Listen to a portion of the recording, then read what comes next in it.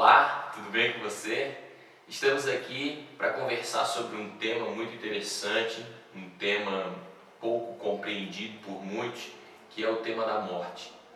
Infelizmente, a gente passa por esses momentos delicados, mas a gente precisa entender melhor à luz da Bíblia. Vamos ler alguns textos da Bíblia para que a gente entenda melhor sobre esse assunto. Por exemplo, algumas pessoas pensam que os mortos, alguns estão no céu, outros pensam que de repente não foram tão bons assim e estão no inferno. Existem até pessoas que pensam que os mortos estão no seio de Abraão, outros pensam que estão no purgatório. E você? O que você acha? Nós vamos conversar agora aqui. Quero apresentar para vocês os meus amigos que vão participar desse bate-papo aqui, para que vocês conheçam um pouco melhor eles antes que a gente comece a falar realmente desse assunto. Então eu quero começar apresentando meu amigo Jair. Jair, um grande amigo, fiel escudeiro, Jair Schutel, que é esposo da nossa querida Andréia. Andréia também é uma querida amiga. Seja bem-vinda aqui no nosso bate-papo, Andréia. Andréia, eu gosto de falar o nome dela assim completo, o nome chique, Júlia de Melo Schutel, nome bonito assim de gente poderosa. E temos aqui também a nossa querida amiga Tainara. Tainara, ela não gosta que fale o sobrenome dela, então vamos ficar só com Tainara.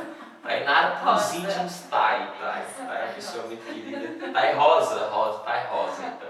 E a minha querida, excelentíssima, linda, abençoada esposa Sabrina Santos. E eu que vos falo, Richard Santos. Queridos, vamos ao que interessa, né? Vamos ao tema da morte, para que a gente entenda melhor a luz da Bíblia, para que a gente tenha noção do que acontece. Deus deixou revelado na Bíblia. E nós vamos queria começar pelo Jair Schutel. Explica para a gente o que a Bíblia fala em relação a esse assunto, Jair, por gentileza. Bom, para começar, para falar do final, nós precisamos entender o início.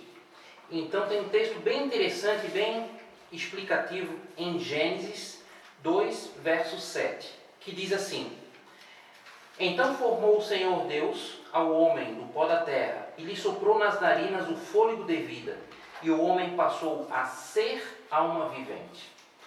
É bem interessante que algumas pessoas pensam que temos uma alma, e a Bíblia é clara quando ela diz que somos uma alma. E para entender melhor essa questão, podemos usar o exemplo da lâmpada. A lâmpada, ela não é luz, ela tem luz. Quando que ela emite luz? Quando se junta matéria, ou seja, a lâmpada, com a energia. Então, gera luz. Se você tirar a energia da lâmpada, a lâmpada volta a ser matéria, volta a ser um objeto qualquer e não gera mais luz. Da mesma forma somos nós. Sem o fôlego de Deus, nós somos pó. E ao pó tornaremos. Então, nós não temos uma alma, nós somos uma alma. Então aquela história de que tem uma fumacinha, tem um espírito, um Gasparzinho, então isso não é verídico. Segundo a Bíblia, nós temos uma alma. Segundo a palavra de Deus, nós somos uma alma. Nós somos. Essa fumacinha, esse fantasminha que dizem que temos, não é verdade. Pelo menos não à luz da Bíblia. Certo. E tem mais algum texto que possa esclarecer isso? Ezequiel 18, verso 4, diz o seguinte: Eis que todas as almas são minhas, como a alma do Pai, também a alma do Filho é minha. A alma que pecar, esta morrerá. Um fantasminha, ou o espírito, como nomeiam por aí, segundo a tradição, ele é imortal. Ou ele reencarna, ou ele sai puxando no pé das pessoas, sai por aí vagando.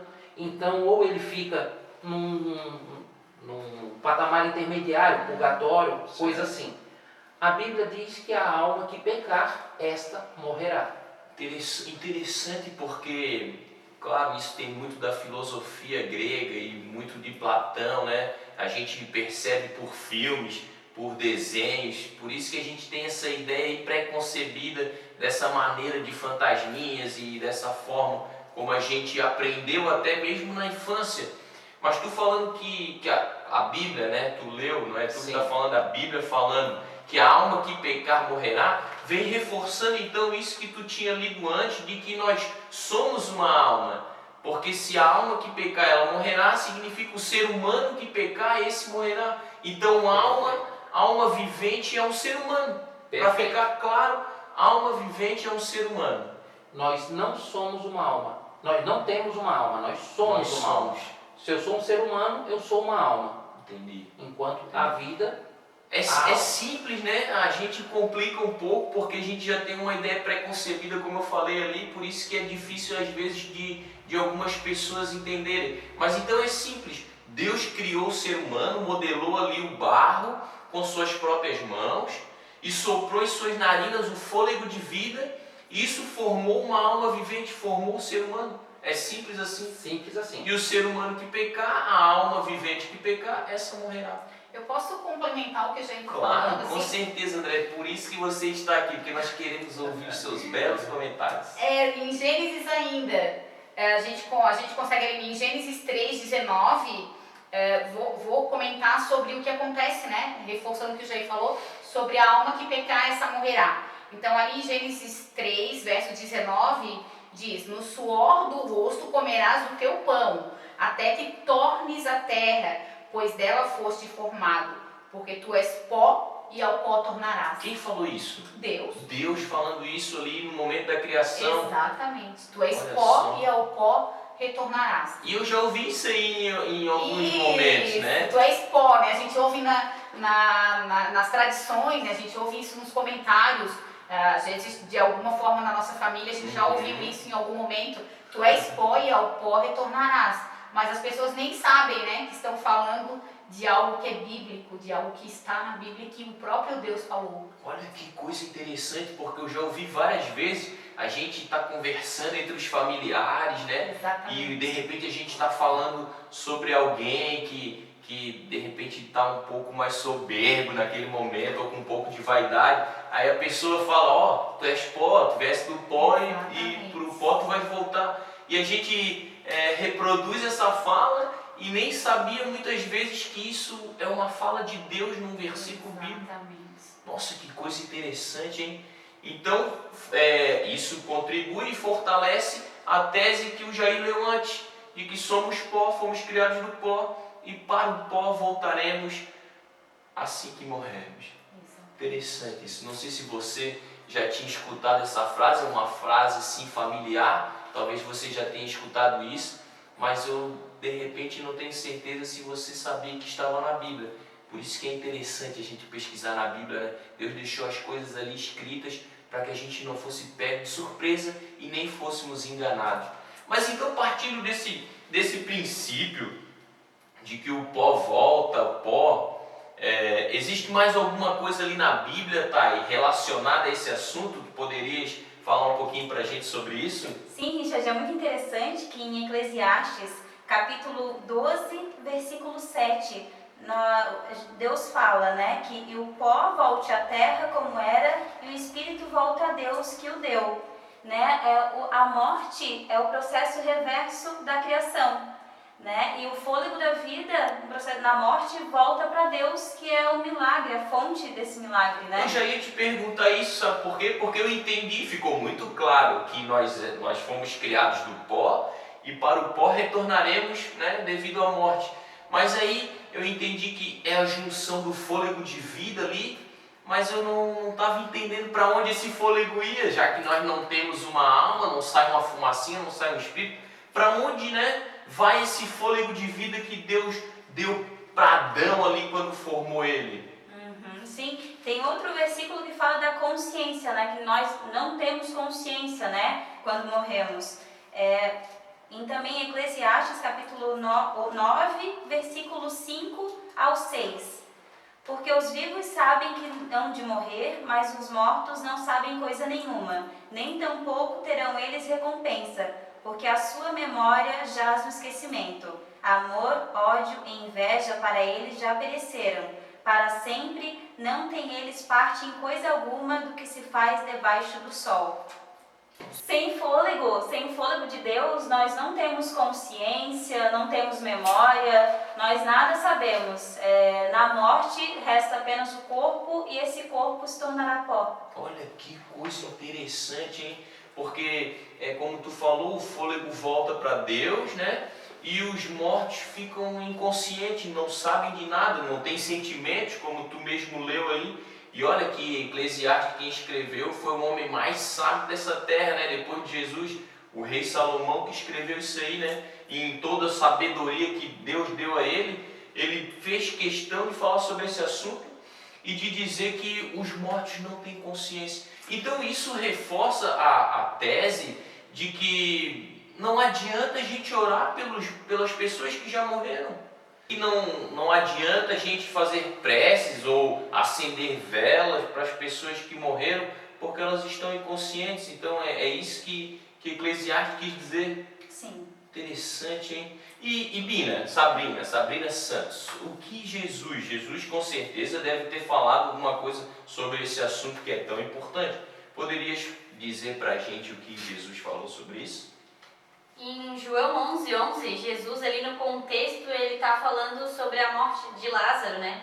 E ele fala que nosso amigo Lázaro adormeceu, mas vou para despertá-lo. Jesus compara a morte a um sono. Quando a gente está dormindo, eu não tenho consciência das coisas que estão acontecendo ao meu redor, eu não falo com ninguém, eu não me comunico. Então Jesus comparou a morte a um sono. Além de não termos consciência, a gente não tem noção do tempo que eu posso ter dormido 12 horas, eu não tenho noção do que aconteceu naquele tempo e não tenho sentimento algum naquele momento também. Confirmando o que a gente já leu ali em Eclesiastes, né? Olha que interessante, porque Jesus foi muito sábio em comparar a morte com o sono, né? Porque realmente, vocês param para pensar, quando a gente está dormindo, né?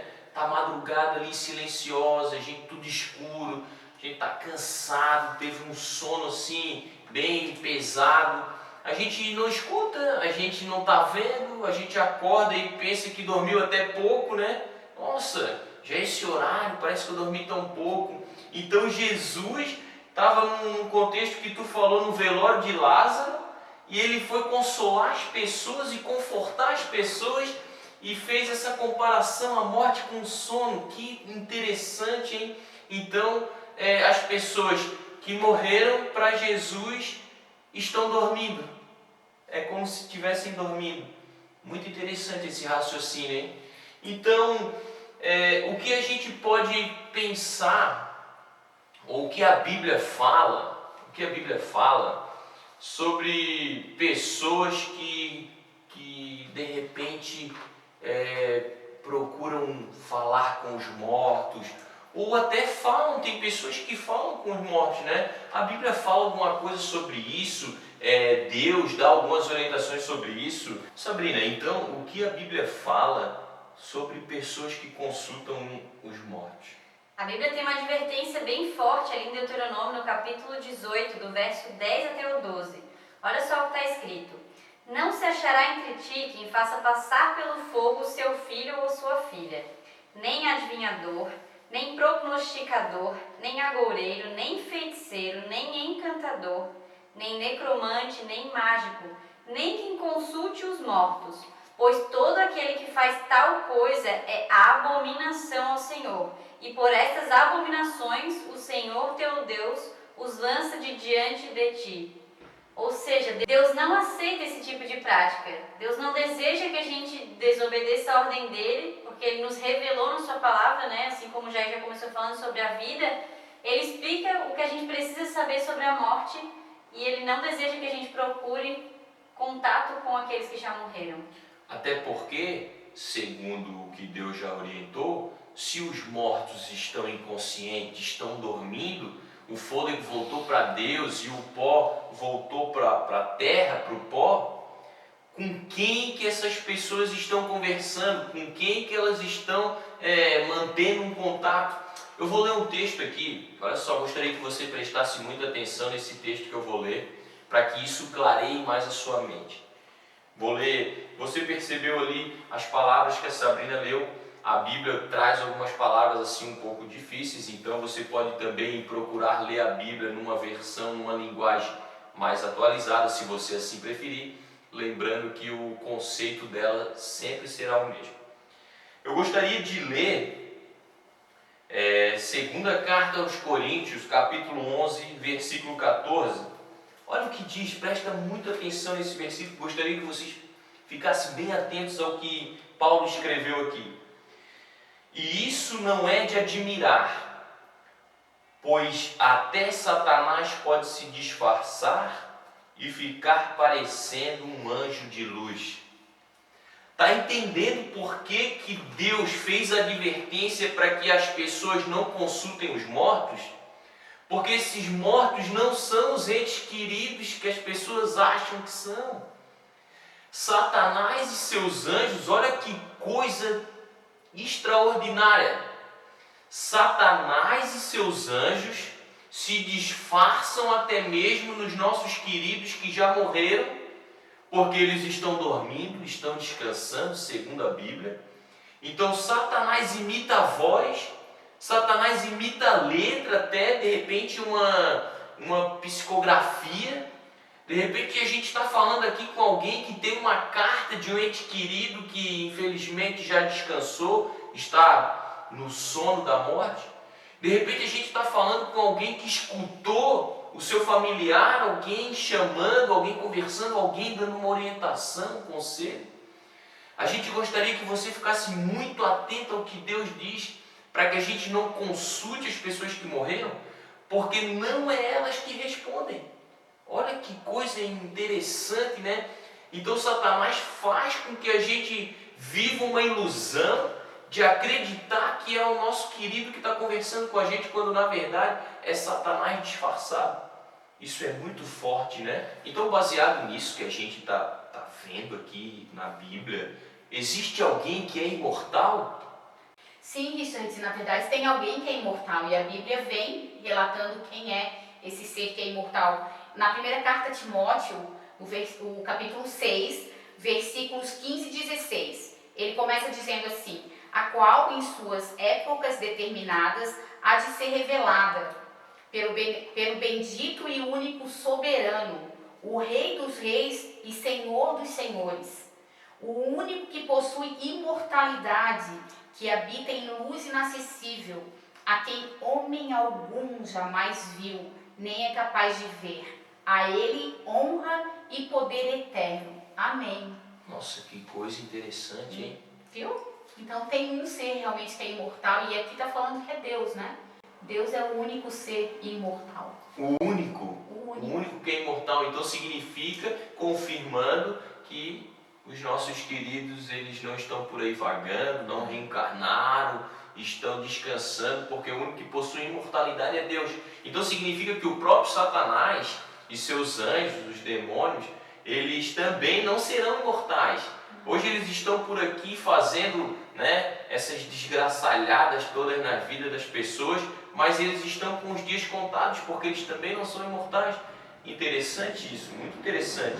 Agora deixa eu entender uma coisa. Mas então eu queria entender por que morremos.